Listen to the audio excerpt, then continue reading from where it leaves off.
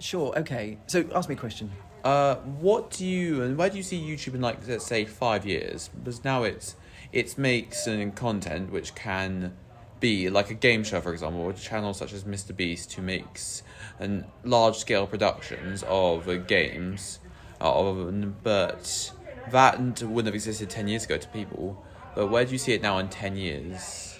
Well, I think to figure out where it might be in 10 years, you've got to look back in time. So YouTube's almost 20 years old now, Yes. coming up for 20 years old next year. And when it first emerges, and in fact, there's a precursor to YouTube, which is where someone works out how to open and play a file in a streaming video bit of software before the file is fully downloaded. So this is a breakthrough that happens about 2002, 2003. And then YouTube emerges 2 years after that, pretty much. And the first video they post is a simple visit to the zoo. So one of the people who you might have seen this. Yes, the first video on YouTube. The first YouTube video. It's a visit to the zoo, and it's a little talk about some elephants. It's not very interesting, but it's a really seminal moment in human creativity and human history, and particularly the spread of knowledge, because at the time, it wasn't noticed, but it very quickly became as significant as Caxton's printing press in terms of the distribution of knowledge globally. And by that I mean that the printing press allowed us to kind of read and distribute text-based information and eventually simple pictures and drawings. And they could communicate something visual, but it took YouTube and this emergence of streaming video software in the early 2000s to allow you to share on-demand, peer-to-peer, moving pictures. And once you can share moving pictures, you can communicate all sorts of nuances of dancing and singing and performance and DIY and know-how and knowledge and, of course, content, a lot of video content. Would you ever see YouTube growing larger than older types of content such as Netflix or Disney Plus?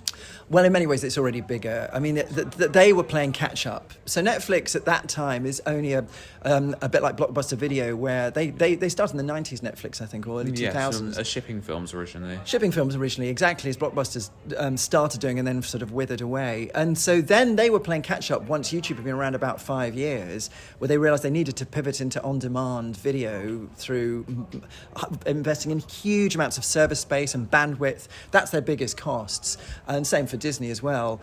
And YouTube has a different approach because it's all user-generated. Mm-hmm. Google have experimented over the years, just to go back to your first question, with commissioning work like Netflix and Disney do. But they've always shied away from it in the end because actually they've discovered that the content that arrived on their platform for free, effectively, that was made by other people working for peanuts, you and I, and then posting stuff up, was more popular than the content that they were paying to commission someone to make.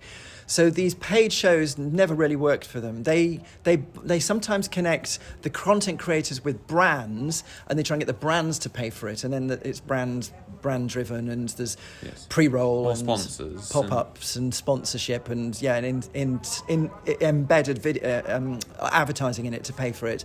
And that's where they sort of sit at the moment, really. What's interesting about how they've evolved, and to answer your question about where they're going, is that they have noticed what's happening with short form. So YouTube in many ways started with short form, yes, didn't and then it? It evolved into longer videos as they started pumping out more watch time over subscribers. That's right. They wanted attention and eyeballs for longer than the short cats on skateboard videos. And in fact, in 2011, I made a long-form film for them, a 108-minute film called First Orbit, which became the most watched long-form film release in YouTube history in 2011. Have a look for it. It got 2 million views within 48 hours, and it's a long film. It's the first long-form breakthrough for YouTube. And since then they've carried on doing the long forms, and they host all, Google Video hosts, the architecture of YouTube hosts Google Video still. But they've realised that this boom, through TikTok and Instagram videos, Instagram Reels. And they brought YouTube Shorts, so trying to cater to more market. Yeah, exactly. And they're very quick and nimble at pivoting that, and so I think YouTube is here for a long time. It doesn't look to me like it's at least going to vanish in the next decade.